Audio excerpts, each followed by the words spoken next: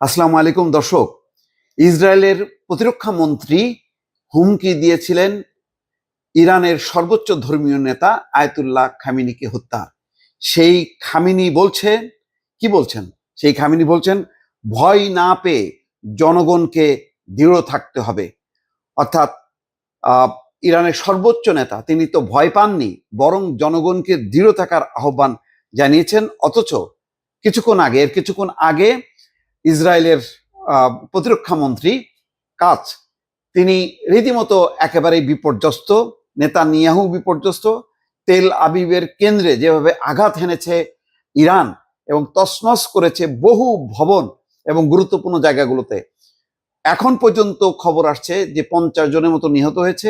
ধারণা করা হচ্ছে নিহতের সংখ্যা অনেক বেশি, যেটি গণমাধ্যমে চেপে রেখেছে এবং কঠোর হুঁশিয়ারি গণমাধ্যম ইসরায়েলি যেই সামরিক জান্তা তাদের অনুমতি ছাড়া কোনো খবর প্রকাশ করতে পারবে না। দর্শক, এই পরিস্থিতিতে খামেনি কোনোভাবেই ভয় পায়নি, বরং জনগণকে দৃঢ় থাকার আহ্বান জানিয়েছে।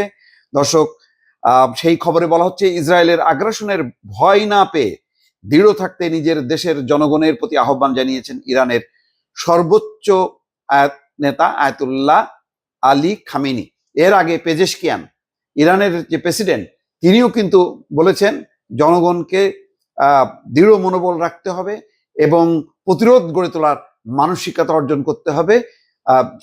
যেই আহ্বান জানিয়েছেন ইরানের প্রেসিডেন্ট পেজেশকিয়ান, একই আহ্বান জানাচ্ছেন খামেনি, যাকে কিছুক্ষণ আগে ইসরায়েলের প্রতিরক্ষা মন্ত্রী হত্যার হুমকি দিয়েছেন।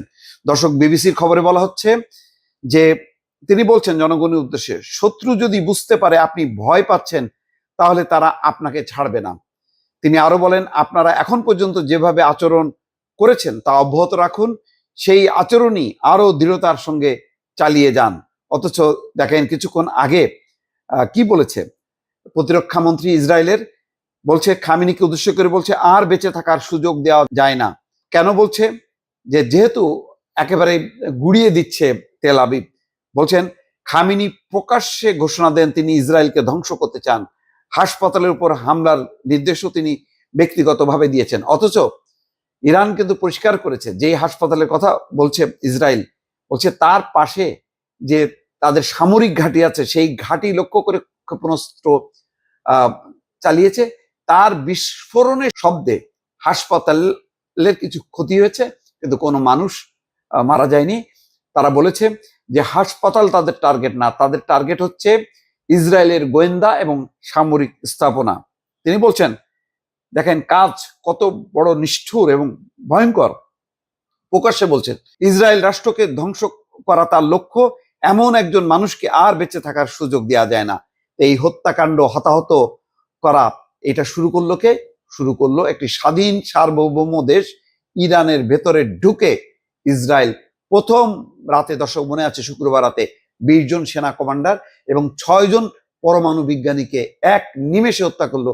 তারা বলছে, তারা এখন আফসোস করছে যে হাসপাতালে হামলা হয়েছে, মানুষজনকে হামলা হচ্ছে, যে নৃশংস, এটা আর সহ্য করা যায় না। নেতানিয়াহু যেটা বলছে, আজকে তারা খামেনিকে পর্যন্ত করছে, আর খামেনি ভয় পেয়েছে, বরং বলছে উল্টোকে ভয় পাবেন না, ভয় পাইলে তারা আরো পেয়ে বসবে। দর্শক, এই হচ্ছে ইরানের জাতির এখন সমস্ত আস্থা বিশ্বাস খামেনির উপর, যেই খামেনি এখন নেতৃত্ব দিচ্ছেন। দর্শক, ভালো থাকবেন, আল্লাহ হাফেজ।